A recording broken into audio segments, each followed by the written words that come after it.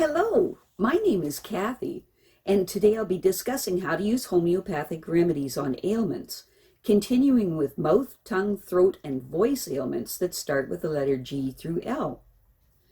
But before I wanted to let you know that because I have a great many videos now on many different topics, that I've decided to make several different video playlists so that it's easier to find the videos of greatest interest. So please check out my playlist page. Please refer to my How to Use Homeopathic Remedies video before using the material in this video. I'll be discussing how to use homeopathic remedies on specific ailments, but I've broken these ailments into categories for easier reference. I'll begin with ailments of the mind and emotions, then I'll move on to ailments of the brain and nervous system. Then I'll address issues with the skin, nails, and hair, and then conditions of the eyes, ears, nose, teeth, gums, lungs, respiration, heart, blood circulation, muscles, bones, joints, esophagus, stomach, duodenum, small and large intestines, liver, gallbladder, and pancreas, then ailments of the kidney and bladder, then ailments that are specific to women and then specific to men, then issues of the hormones and metabolism.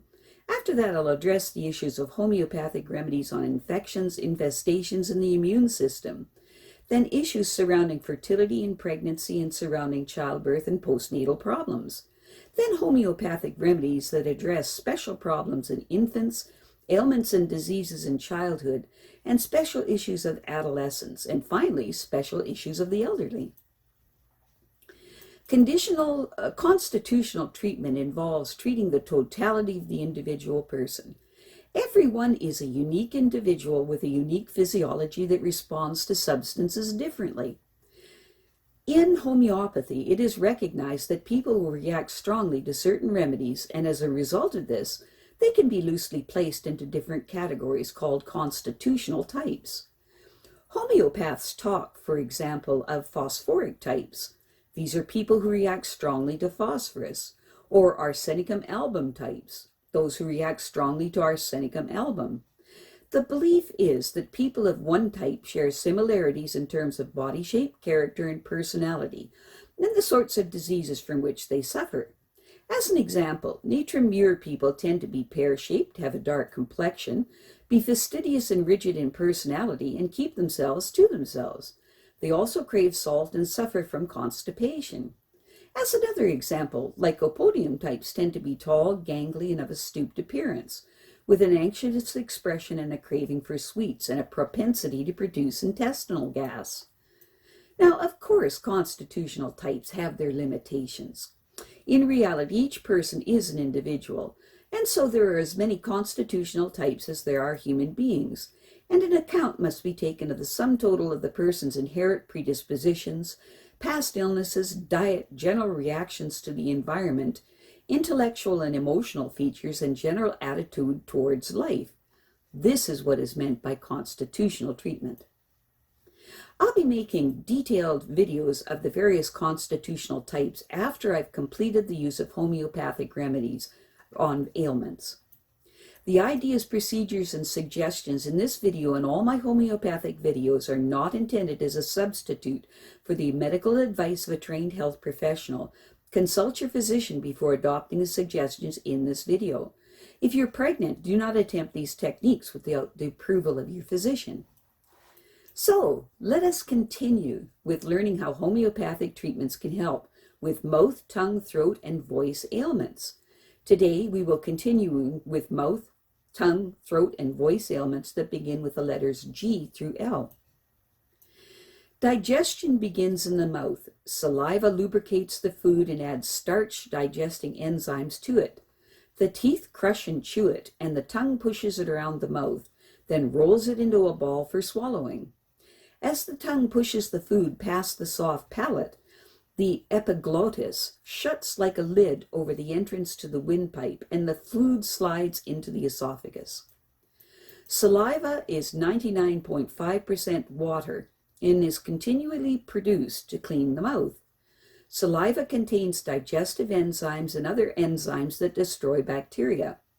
Food entering the mouth stimulates the taste buds on the tongue, and the brain receives their messages and instructs the salivary glands to go into top gear. Saliva is copiously produced in response to acids, such as vinegar, lemon juice, and things of this nature.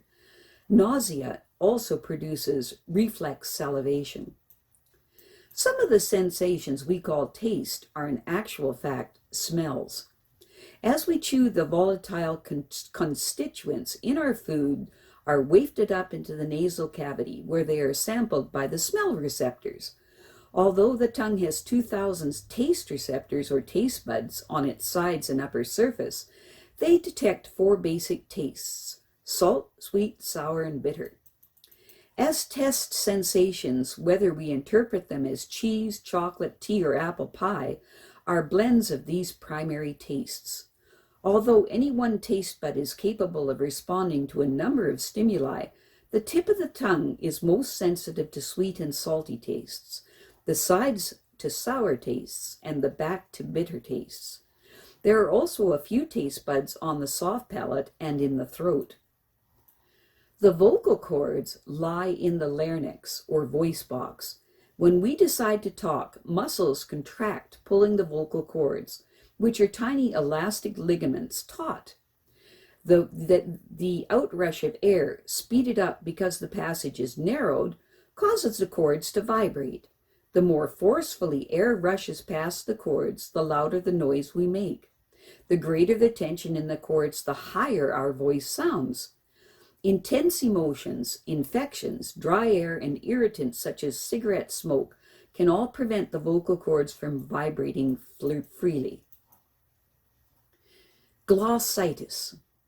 Glossitis is a sore tongue caused by the temporary absence of papillae, which are the tiny protrusions that contain the taste buds.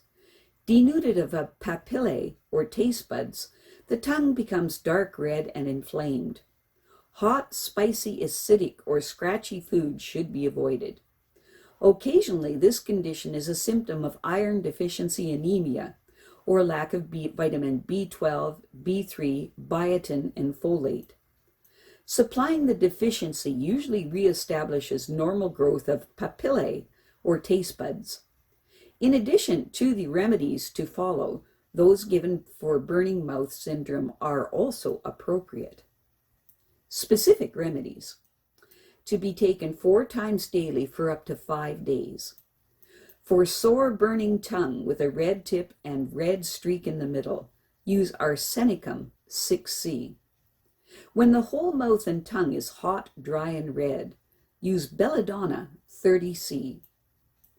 Laryngitis. Laryngitis is an inflammation or infection of the larynx and vocal cords, causing hoarseness or the complete loss of the voice. Acute laryngitis is most often caused by the same viruses and bacteria that cause colds, sore throats, coughs, sinusitis, and bronchitis. Less common causes are allergies, shouting or straining the voice, continually coughing in order to bring up phlegm, vomiting, heavy smoking or drinking, or inhaling toxic fumes, and breathing through the mouth rather than the nose, anxiety, and strong emotions. If the condition does not clear up within 7 to 10 days, see your doctor. A referral to an ear, nose, and throat specialist may be necessary. Chronic laryngitis is more likely to be a consequence of vocal overuse or occupational hazard of market traders, teachers, and singers than of infection. The vocal cords tend to swell and in some cases develop polyps that may need to be removed surgically. However, more or less permanent hoarseness can be a symptom of hyperthyroidism or chronic sinusitis or tonsillitis or of food allergies. Progressive hoarseness may be due to a laryngeal tumor. Paralysis of the vocal cords can occur as the result of lung cancer, tuberculosis, heavy smoking or drinking, or thyroid surgery, or as a part of the aging process. In acute cases where infection is present, use the specific remedies given under the appropriate infection, or pick one from the remedies to follow. When laryngitis is chronic and recurrent, constitutional homeopathic treatment should be sought. Specific remedies to be taken 4 times daily for up to 7 days. For sudden onset laryngitis that is made worse by cold, dry winds, especially in the child who has croup, fever, anxiety, and restlessness, use Aconite 30C. When the throat feels worse in the morning and after exposure to cold, dry winds and is better indoors, with warm, loose cough, with yellow phlegm and a choking feeling, use Sulph 6C. For a dry, barking cough, especially in a child with croup and the loss of the voice, use Spongia 6C. For a throat that is dry and sore and is worse in the evening with a rasping voice and talking is painful and there is dry, tickling cough, use Phosphorus 6C.